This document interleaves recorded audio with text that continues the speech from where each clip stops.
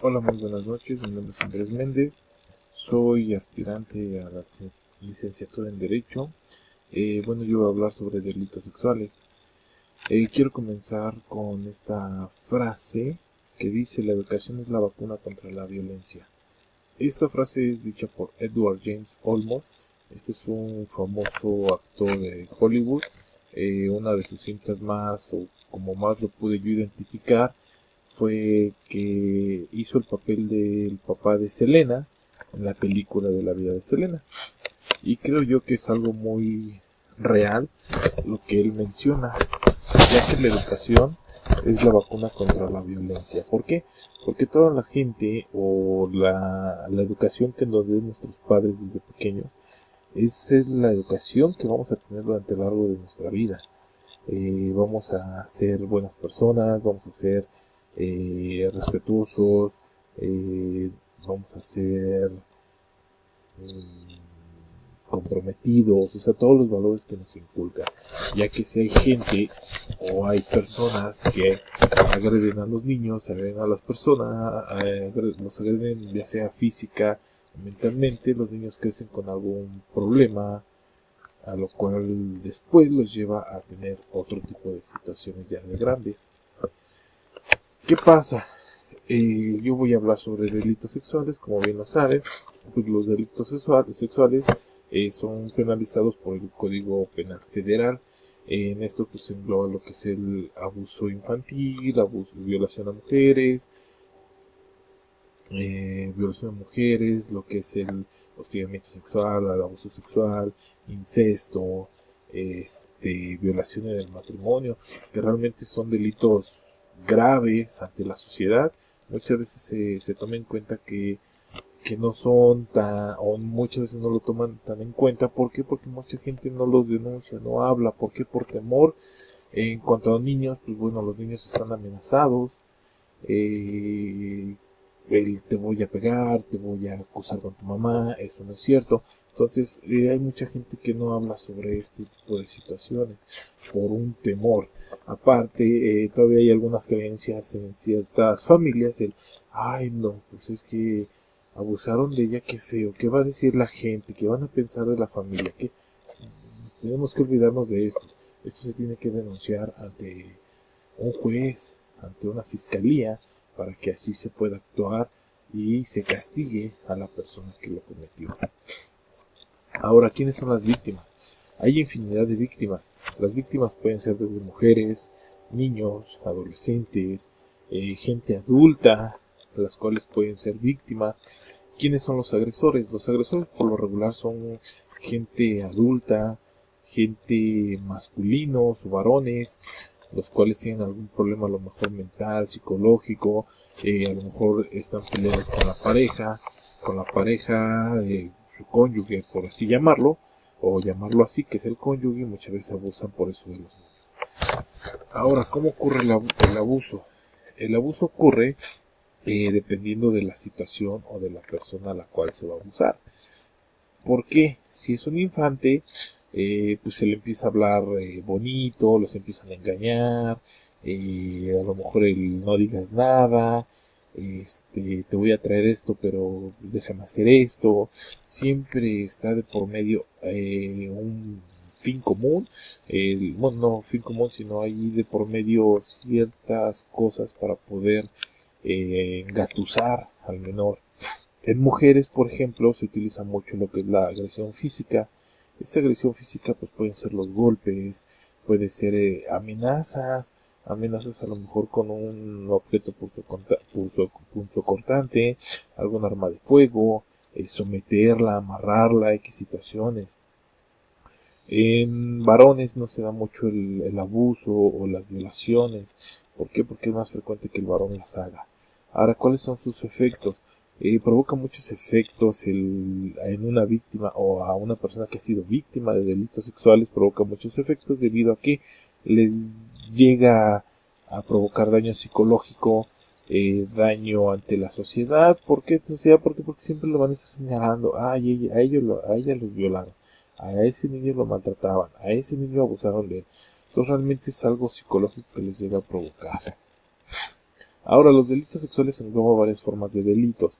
Tenemos, por ejemplo, la violación sexual, de la cual pues, nos protege el Código Penal, que en el capítulo 1, los artículos 260 al artículo 265. En el abuso sexual infantil, protege desde el artículo 261, que es para menores de 12 años.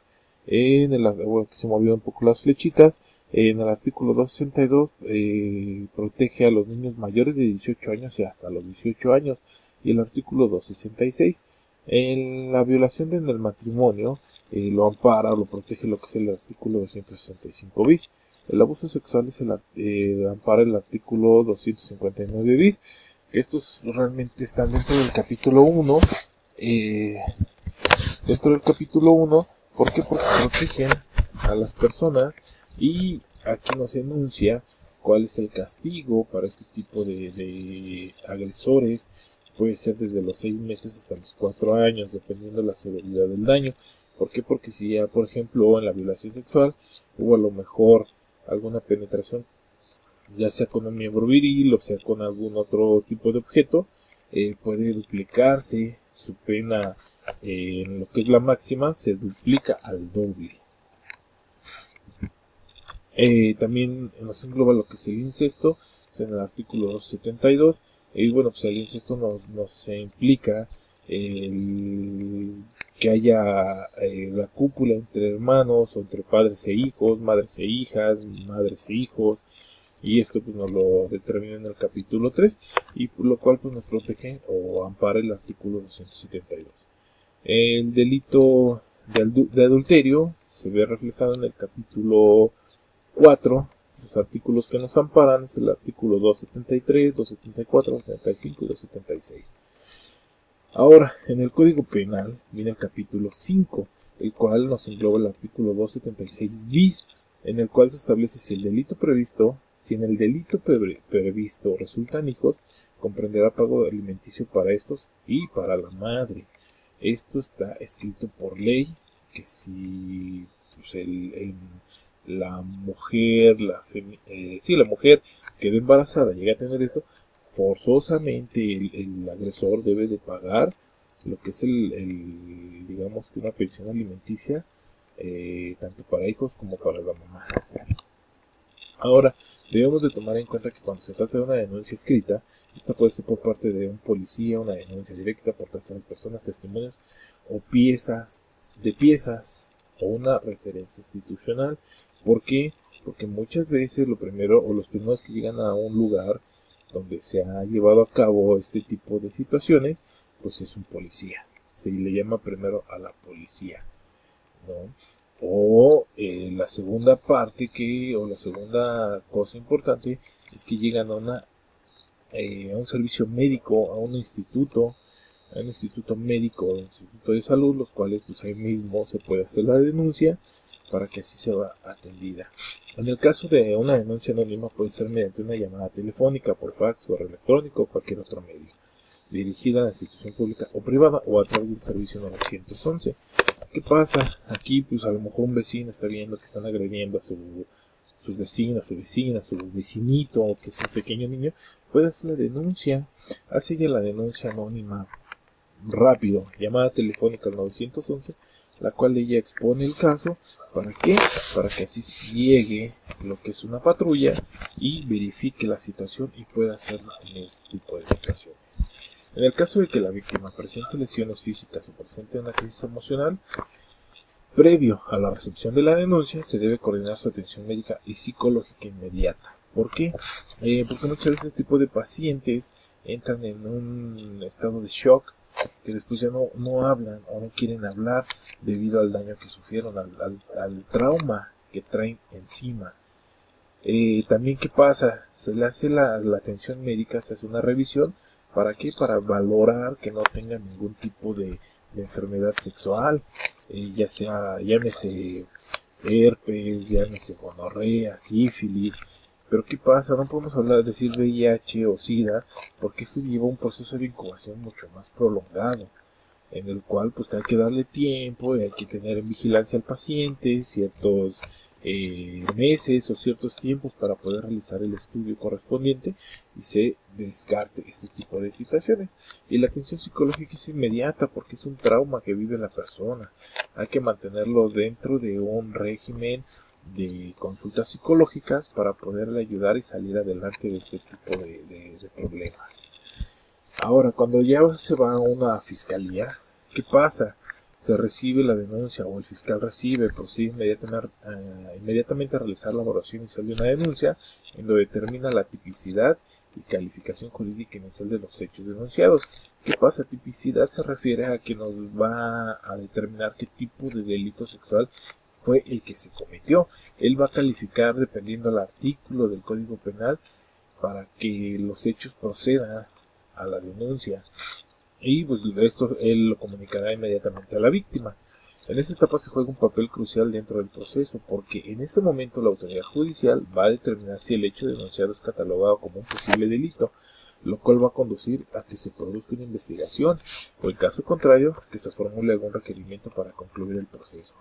¿Qué pasa? Aquí, bueno, si es una violencia sexual en donde hubo ataque físico, entonces hace este tipo de investigaciones.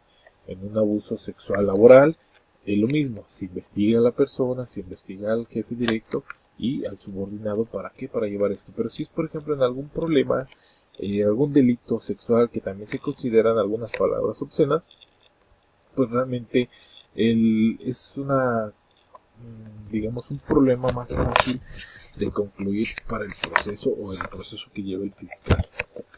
Ahora, durante el desarrollo del proceso, las audiencias o juicios se constituyen actos de suma importancia en donde las diferentes partes involucradas comparecen ante la jueza o el juez. Aquí, bueno, si están las dos partes, existen las dos personas, las cuales uno es la víctima y el otro es el agresor, pues entonces es donde se hace esa audiencia o juicio con ambos presentes para ir descartando las posibilidades de mentiras o quién es el que miente o qué es lo que pasa. Pero si tenemos por parte de la que es la víctima la evidencia que sufrió algún daño, pues creo que es más que suficiente.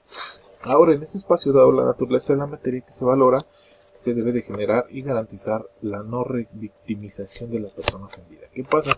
Si a lo mejor es el hijo el cual ha estado siendo abusado por el papá, pues hay que garantizar que no vaya a volver a ser víctima de esta persona. ¿Qué se hace? Se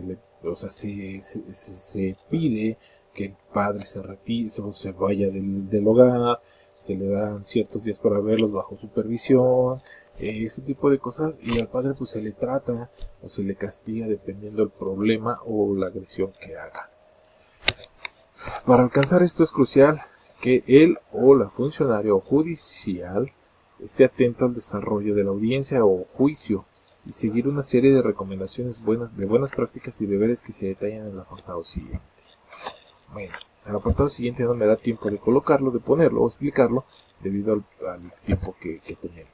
Pero para conclusión, para toda víctima de un delito sexual es muy complicado el poder expresarlo. Sin embargo, hay que hacer la denuncia correspondiente, aunque el proceso sea muy tedioso, debido a que es un proceso largo donde se hace la denuncia, se valora médicamente, se hace investigación de la situación, se interroga a gente involucrada, si la hay, y se siguen ciertos protocolos de atención.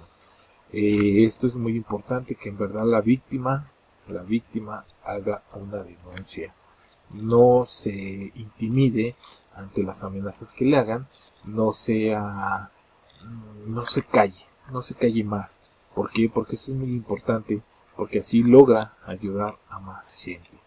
Yo sé que es feo, es frío que una persona sufra de ese tipo de situaciones, pero es muy importante que lo haga y que denuncie. Por su atención, muchas gracias. Mi nombre es Andrés Méndez, Andrés Ulises Méndez Arriaga, aspirante al ingreso de la UNAM en licenciatura en Derecho. Que tengan muy buen día.